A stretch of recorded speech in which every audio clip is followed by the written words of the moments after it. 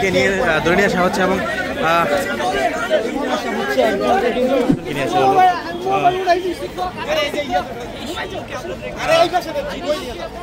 বর্তমান উপদেশটাকে আরো বলতে চাই যে আপনি যে ক্ষমতায় আসছেন সেটা আমাদের অনেক রক্তের বিনিময়ে আসছে, সে আন্দোলনে আমরা মাঠে ছিলাম।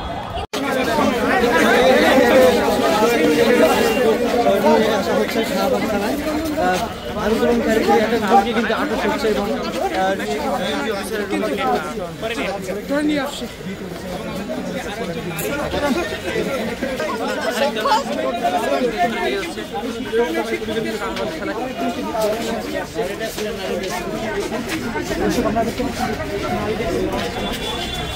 আমরা কিন্তু আসলে একে একে দেখছি একজন সবাইকে কিন্তু ধরে নিয়ে আসা হচ্ছে।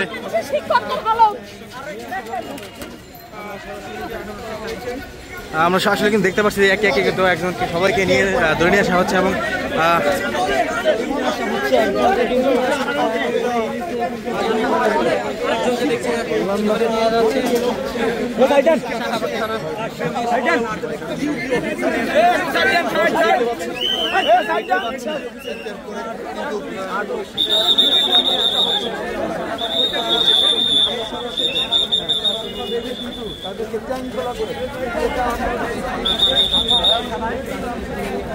আমরা আসলে দেখতে পাচ্ছি যে একে একে কিন্তু অনেকেই কিন্তু এখানে ধরে আসা হয়েছে এবং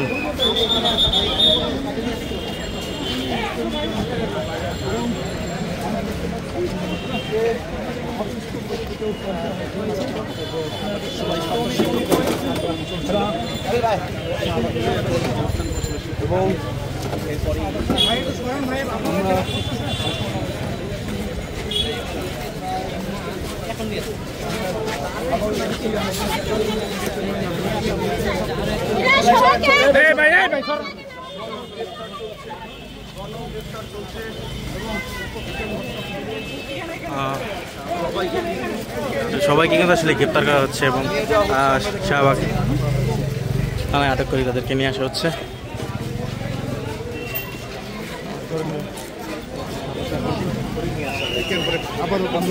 আমরা দেখছি আসলে কিন্তু একে একে কিন্তু আসলে সবাইকে নিয়ে আসা হচ্ছে। আরো একজনকে আমরা দেখছি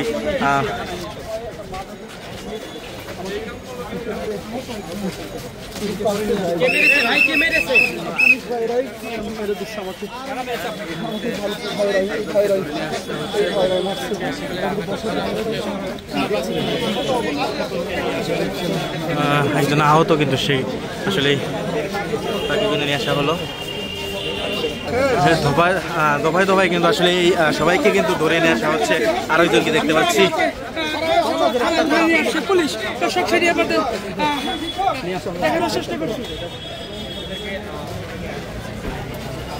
দর্শক সবাইকে কিন্তু আসলে দেখতে পাচ্ছি আমরা যে একে একে সবাইকে ধরে নিয়ে আসছে, আবার আরেকজনকে নিয়ে আসা হলো।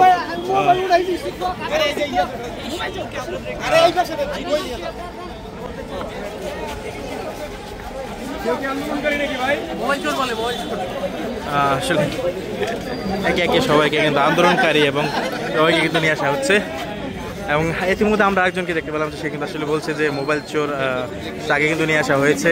এই পর্যন্ত কিন্তু বেশ কয়েকজনকে আসলে নারী সহ পুরুষ শিক্ষক তাদেরকে কিন্তু আসলে এখানে নিয়ে আসা হয়েছে। দর্শক শাহবাগ থানায় আটক করে তাদেরকে কিন্তু আসলে নিয়ে আসা হয়েছে।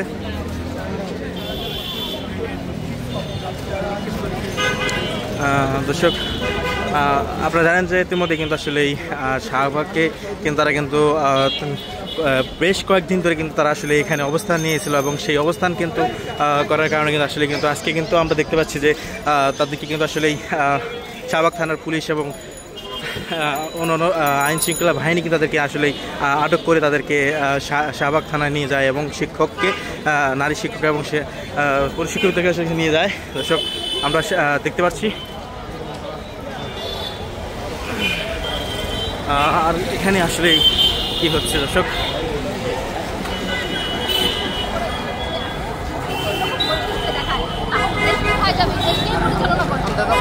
আমরা তাহলে কোথায় যাব? আমরা কি লেখাপড়া শিখে ভাই ভুল করেছি?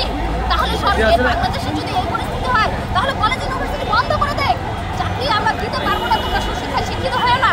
তাহলে আমরা তো দেখা যাচ্ছে ভাই বর্তমানে আমার সাথে যারা লেখাপড়া শিখে এই পর্যন্ত আসে নাই, বাবার টাকা নষ্ট করে নাই, তারা ভালো পজিশনে আছে।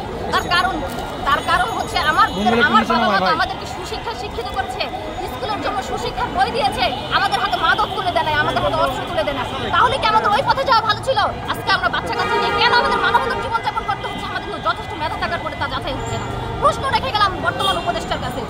বর্তমান উপদেষ্টাকে আরো বলতে চাই যে আপনি যে ক্ষমতায় আসছেন, সেটা আমাদের অনেক রক্তের বিনিময়ে আসছে, সে আন্দোলনে আমরা মাঠে ছিলাম, কিন্তু আজকে আমরা মাঠে নামার পরেও কেন আপনারা আমাদেরকে আন্দোলন করতে দিচ্ছেন না? আপনি কি সে 5ই আগস্টের কথা ভুলে গেছেন? এই অল্প দিনের মধ্যে আসলে বাংলাদেশের যে সরকারি আসে, যে চেয়ারে বসে সে পিছনের পর্ব, কারণ তা না হলে কেন সঠিক মেধার যাচাই হচ্ছে না? আমরা একজনে প্রমাণ করুক এখানে যারা আন্দোলনে আসছে তাদের সনদটা অরিজিনাল কিনা, বৈধ কিনা। আমাদের যাদের বৈধ সনদ আছে তাদেরকে চাকরি দেখ। আমরা তো বলতেছি না অবৈধভাবে আমাদেরকে নিয়োগ দেওয়ার জন্য। কেন আমাদের চাকরি দিচ্ছে না? আমাদের কি আপনার শেষ দাবিটা কি?